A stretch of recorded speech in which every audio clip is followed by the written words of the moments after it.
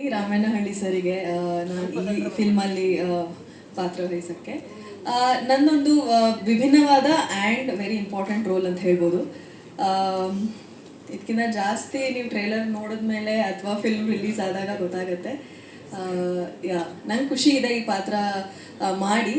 ಕಂಬಳಿ ಹುಳ ಆದಮೇಲೆ ಇದು ನನ್ನ ನೆಕ್ಸ್ಟ್ ಸೆಕೆಂಡ್ ಫಿಲ್ಮ್ ಆಗುತ್ತೆ. ಸ್ಕ್ರೀನ್ ಮೇಲೆ ನಾನು ನನ್ನನ್ನು ನೋಡ್ಕೊಳ್ಳೋ ಅಂತ ಅವಕಾಶ ಸಿಕ್ಕಿರೋದು ಈ ಫಿಲ್ಮಿಂದ. ಸೊ ತುಂಬ ಖುಷಿ ಇದೆ. Yes, thank you so much. ನನ್ನೊಂದು ಮುಖ್ಯ ಪಾತ್ರನೇ ಅದು ಹೀರೋಗೆ ರಿಲೇಟೆಡ್ ಆಗಿರೋಂಥ ಪಾತ್ರ. ತೊಂದರೆ ಆಗ್ಬೋದು, ಹೇಳಕ್ಕಾಗಲ್ಲ. ಶೂಟ್ ಹೋಗಿದ್ವಿ, ಈಗ ರಿಲೀಸ್ ಹಂತದಾಗಿದ್ದೀವಿ.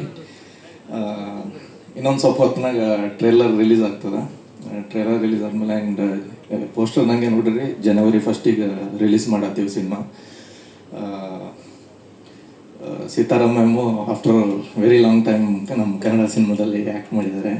ಆ್ಯಂಡ್ ಹೋಪ್ಫುಲಿ ನೀವು ಮೇಡಮ್ನ ನೋಡಿ ಎಲ್ಲರೂ ಇಷ್ಟಪಡ್ತೀರ ಅಂತ ಭಾವಿಸ್ತೀನಿ. ಆ್ಯಂಡ್ ಇದು ಜಗನ್ನಾಥ್ ಸರ್ 2ನೇ ಸಿನಿಮಾ ಹೊಂದಿಸಿ ಬರೆಯರೆ ಆದಮೇಲೆ. ಮತ್ತು ಈ ಸಿನಿಮಾಗೆ ನಾನು ಎಕ್ಸಿಕ್ಯೂಟಿವ್ ಪ್ರೊಡ್ಯೂಸರ್ ಆಗೋ ಕೆಲಸ ಮಾಡಿದ್ದೆ. ರಿಲೀಸು ಜನವರಿ 1 ಆಗುತ್ತೆ. ಆ್ಯಂಡ್ ಟ್ರೇಲರ್ ಆದಮೇಲೆ ಇಡೀ ಟೀಮ್ ಮಾತಾಡುತ್ತೆ. ಎಲ್ರಿಗೂ ಬಂದಿದ್ದಕ್ಕೆ thank you so much.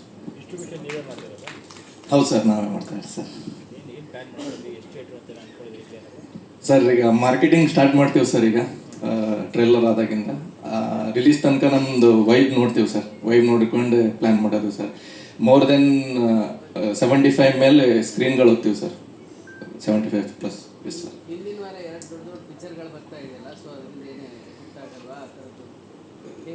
Sir affect ಅನ್ನೋಕ್ಕಿಂತ ನಮ್ಮ ಕಂಟೆಂಟ್ ನಮ್ಮ ಇತ್ತಂದ್ರೆ ನಿಂದಿರ್ತದೆ ಸರ್, ಅಷ್ಟೇ ಸರ್, ಸಿಂಪಲ್.